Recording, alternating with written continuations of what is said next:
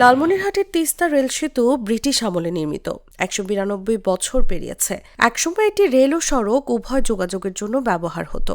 ২০১২ সালে নতুন তিস্তা সড়ক সেতু চালু হওয়ার পর এটি শুধু ট্রেন চলাচলের জন্য ব্যবহৃত হচ্ছে। তবে সেতুর কাঠের স্লিপার পচে নষ্ট, কিছু জায়গায় নেই নাটবল্টু, ফলে ঝুঁকিতে পড়েছে যাতায়াত ব্যবস্থা। স্থানীয়দের অভিযোগ, মাঝে মধ্যে ফাটল ধরা দিলে সাময়িকভাবে ঝালাই করা হয়। সেতুর ওই নাজুক অবস্থার মধ্যে ট্রেন চলাচল আতঙ্ক সৃষ্টি করছে। এখন ঝুঁকিপূর্ণ অবস্থা, তবুও প্রতিদিন পারাপার হচ্ছে ট্রেন। দ্রুত মেরামতের দাবি জানান তারা। আমরা চাচ্ছি যে এটি যেহেতু ইতিহাস, ঐতিহ্য এবং লালমনিরহাটের প্রাণকেন্দ্র, মানে যাতায়াতের একটা প্রাণকেন্দ্র হিসেবে যে রেলের যে একটা বিশেষ খাত হিসেবে আছে, এটা আমরা চলমান রাখতে যাচ্ছি। এই হিসেবে আমাদের কাছে সরকারের কাছে দাবি একটাই, যে আমাদের এই রেল সেতুটি সঠিক পর্যবেক্ষণ এবং পর্যালোচনার মাধ্যমে যেন সঠিকভাবে এটির মেরামত করা হয় এবং এটিকে চলমান রাখা হয়।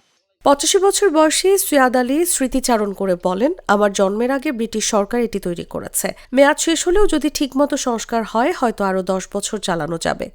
আমার বোধ হয়েছে যে আমি দেখি, কিন্তু অন্তত ১০০ বছর হয়ে গেছে। মেরামত করলে আরও ১০ বছর যাইবে। তোমার ব্রিটিশের কাজ খুব ভালো। ব্রিজটা জন্ম আকতি দেখছি ভালো। ট্রেনটা এই ব্রিজটা যদি করে বাংলাদেশ সরকার ভালো করে, আলো ৫০ বছর যাবে। বাংলাদেশ রেলওয়ের লালমনিরহাটের বিভাগীয় প্রকৌশলী শিপন আলী বলেছেন, ভারী ট্রেন চলাচলের সময় কিছু ঝাঁকুনি স্বাভাবিক। নিয়মিত সংস্কার হচ্ছে এবং প্রতি বছর পূর্ণাঙ্গ পরিদর্শন করা হয়। নতুন রেল সেতু নির্মাণের পরিকল্পনা আছে। আমাদের প্রতি বছর একটা ইন্সপেকশন হয়। আমাদের অ্যাসিস্ট্যান্ট এক্সিকিউটিভ ইঞ্জিনিয়ার উনি পুরো বছরের শেষের দিকে ডিসেম্বর মাসে একটা ইন্সপেকশন করেন।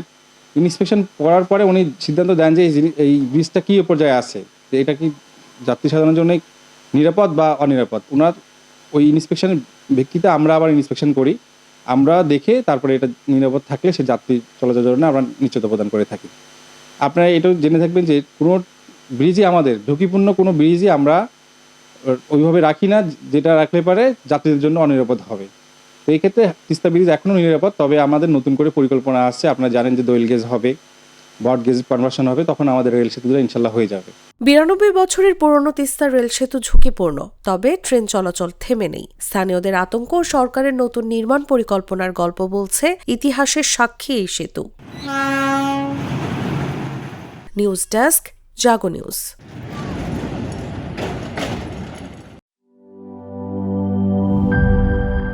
চকলেটে একাকার হয়ে ওঠা প্রাণ লেয়ার সম্পর্কের মিষ্টি ম্যাজিক।